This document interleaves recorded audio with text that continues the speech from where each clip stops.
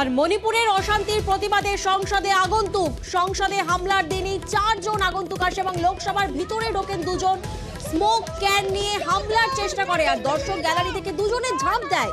তখনই সেই সময় যখন ভিতরে 2 জন ঝাঁপ দিচ্ছেন তখন বাইরে ছিলেন আরো 2 জন।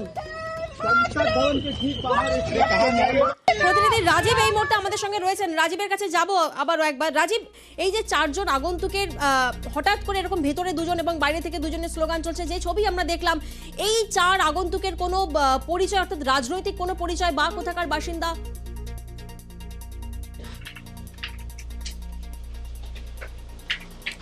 দেখো, রাজনৈতিক পরিচয় জানা যায়নি, কিন্তু তাদের নামটা জানা গিয়েছে এবং তাদের বাড়ি জানা গিয়েছে, তাদের ঠিকানা জানা গিয়েছে। একজন সাগর শর্মা, অন্যজন মনোরঞ্জন ডি।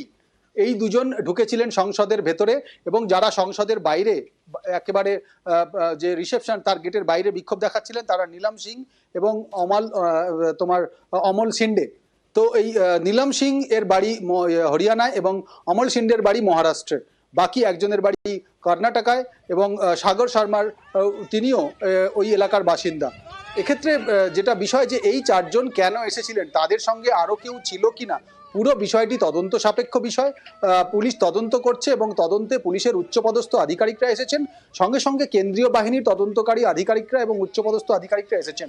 আর এর মধ্যে বসে নেই বিরোধীরা আগামীকাল সকাল 10টায় সংসদ ভবনে মল্লিকার্জুন খার্গের দপ্তরে একটি বৈঠক করবেন এবং তারপরেই তারা রাষ্ট্রপতি দ্রৌপদী মুর্মুর কাছে যেতে পারেন এই সংসদের বিষয়টা নিয়ে।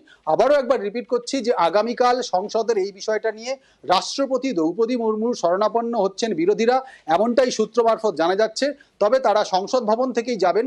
সংসদ ভবনে সকাল 10টায় তারা প্রথমে মল্লিকার্জুন খার্গের দপ্তরে মিলিত হবেন।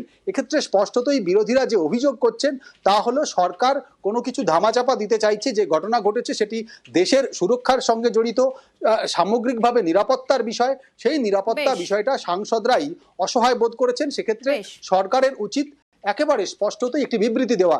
যে বিবৃতির দাবি আজকে অমিত শাহর কাছ থেকে চাওয়া হয়েছিল সেটি তিনি দেননি, সেই কারণেই তারা রাষ্ট্রপতির কাছে যাবেন। বেশ,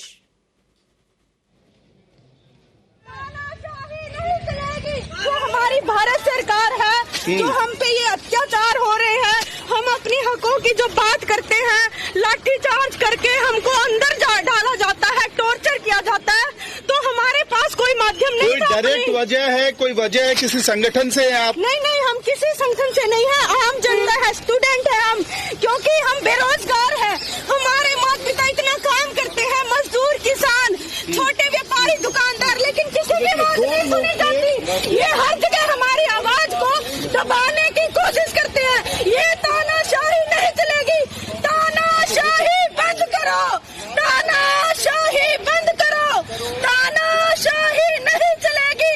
भारत माता की जय। আর সংসদের বাইরে যখন নীলাম সিং ছিলেন তখনই সংসদের ভিতরে ছিলেন মনোরঞ্জন ডি। মনোরঞ্জন ডির বাবা কি বলছেন একবার শোনাবো। वो गलत है, ये गलत का काम है। ये करेंगे तो ये सच्चा काम करना, वो काम बिल्कुल खंडनीय।